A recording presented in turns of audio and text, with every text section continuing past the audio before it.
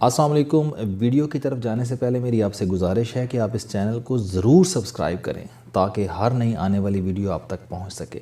ندیم حسن آصف سے میری زیادہ ملاقاتیں نہیں تھیں۔ یہ پنجاب کے ہوم سیکریٹری تھے، لاہور کے کمشنر بھی تھے اور کچھ عرصہ میاں شہباز شریف کے پرسنل سیکریٹری بھی تعینات رہے۔ میری وزیر اعلیٰ آفس میں ان سے سرسری سی ملاقاتیں نہیں تھیں۔ یہ 2013 میں CDA کے چیئرمین بنے تو مجھے دعوت دی اور میری ان سے پہلی تفصیلی ملاقات ہوئی۔ ملاقات کی وجہ بہت دلچسپ تھی۔ ان کا کہنا تھا کہ آپ نے دنیا دیکھی ہے، آپ مجھے مشورہ دیں کہ میں اسلام آباد کو مزید کیسے خوبصورت بنا سکتا ہوں۔ یہ سوال دلچسپ تھا، لہٰذا میں نے انہیں دنیا کے مختلف شہروں کی روایات اور انتظامات بتانا شروع کر دیے اور ندیم حسن آصف ڈائری میں نوٹس بناتے چلے گئے۔ یہ میٹنگ بعد ازاں 6-7 میٹنگز میں تبدیل ہو گئی اور میں اپنی بساط کے مطابق اپنی معلومات ان کے ساتھ شیئر کرتا رہا، لیکن آخر میں وہی ہوا۔ کچھ ہونے سے پہلے ہی ندیم صاحب کا تبادلہ ہو گیا۔ یہ سیکریٹری ٹو پریزیڈنٹ بنے، آخر میں کیبنٹ سیکریٹری بنے اور پری میچور ریٹائرمنٹ لے لی، جس کے بعد ہمارا رابطہ تقریباً ختم ہو گیا۔ مگر پھر 2019 میں IBEX کا پہلا ٹور مصر گیا۔ ہم 95 لوگ تھے۔ وہ ٹور ختم ہو گیا، لیکن اس میں ہمیں سردار کامران مل گئے۔ سردار صاحب جینون پڑھے لکھے، سمجھدار اور تجربہ کار انسان ہیں۔ یہ مختلف ہسپتالوں اور ڈاکٹروں کو طبی آلات فراہم کرتے ہیں۔ کامران صاحب نے گفتگو کے دوران انکشاف کیا کہ ندیم حسن آصف ان کے چھوٹے بھائی ہیں اور یہ روزانہ لنچ اکٹھے کرتے ہیں۔ شفیق عباسی اور طارق باجوہ بھی اس لنچ میں شامل ہوتے ہیں۔ سردار کامران کے توسط سے ندیم حسن آصف سے رابطوں کا دوسرا دور شروع ہوا۔ ان سے لاہور میں ملاقاتیں شروع ہو گئیں۔ 6 ماہ قبل سردار صاحب کے گھر ان سے طویل ملاقات ہوئی۔ ہم دیر تک کہکے لگاتے رہے تھے۔ وہ ہمارے ساتھ موراکو جانا چاہتے تھے۔ ان کا کہنا تھا کہ میں موراکو نہیں گیا، میری خواہش ہے کہ میں آپ لوگوں کے ساتھ فیض شہر جاؤں اور دنیا کی قدیم ترین اسلامی یونیورسٹی دیکھوں۔ میں نے کہا یہ بہت معمولی خواہش ہے، آپ جب چاہیں ہمارے ساتھ چلیں۔ گروپ نہ بنا تو میں اور آپ دونوں اکیلے چلے جائیں گے۔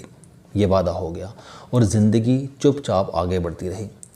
لیکن پھر اچانک جمعرات 20 اکتوبر کی صبح پتہ چلا کہ ندیم حسن آصف انتقال کر گئے ہیں۔ یہ خبر میرے لیے شاکنگ تھی۔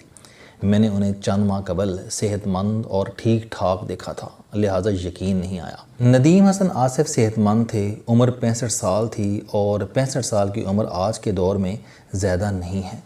یورپ میں لوگ 70 سال کی عمر میں زندگی کا دوسرا فیز شروع کرتے ہیں، لہٰذا ندیم صاحب اس لحاظ سے جوان تھے، واک کرتے تھے، کہکے لگاتے تھے اور یہ ان چند بیوروکریٹس میں شامل تھے جنہوں نے ریٹائرمنٹ کے بعد دوبارہ نوکری کی کوشش نہیں کی۔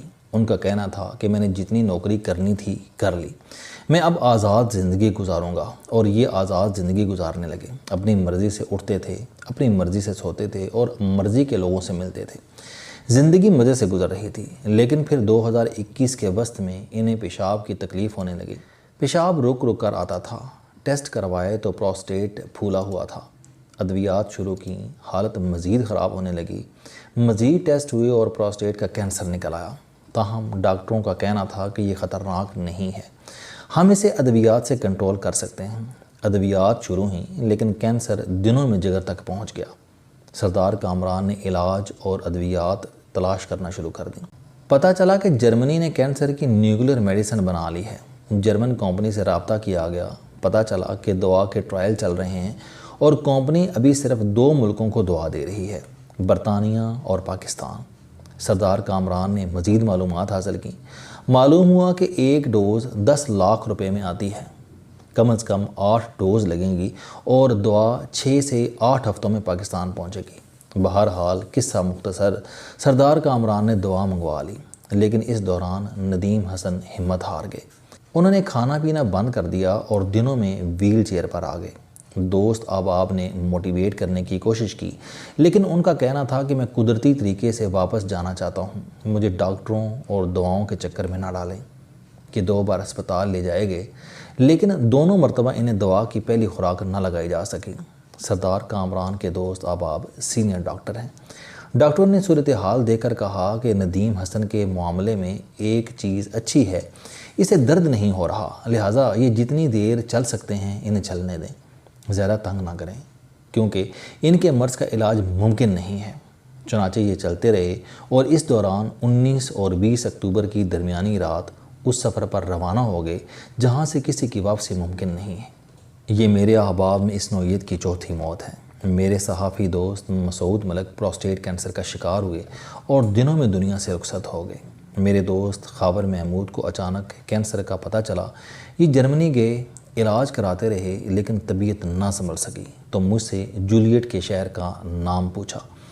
ویرونا گئے، جولیٹ کے مجسمے کے ساتھ تصویر بنوائیں، بلیک فارسٹ میں چند دن گزارے، کراچی واپس آئے، اپنی کمپنی بند کی، اثاثے بچوں میں تقسیم کیے اور ایک صبح خبر آئی خاور محمود ہم میں نہیں رہے۔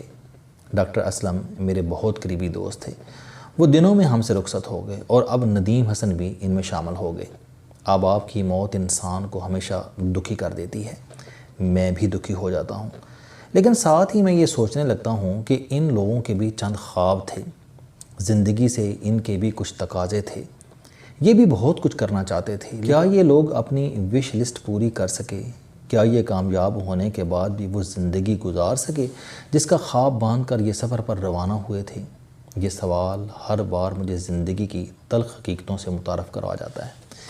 یہ کائنات 200 ارب کہکشاؤں پر مشتمل ہے اور ایک کہکشاں میں کم از کم 450 ارب سیارے ہوتے ہیں۔ ہماری کہکشاں ملکی وے سے قریب ترین کہکشاں کینس میجر ڈورف ہم سے 25,000 نوری سال پر واقع ہے، اور ہم ایک نوری سال کو وقت میں تبدیل کریں تو یہ 1,86,000 سال بنیں گے۔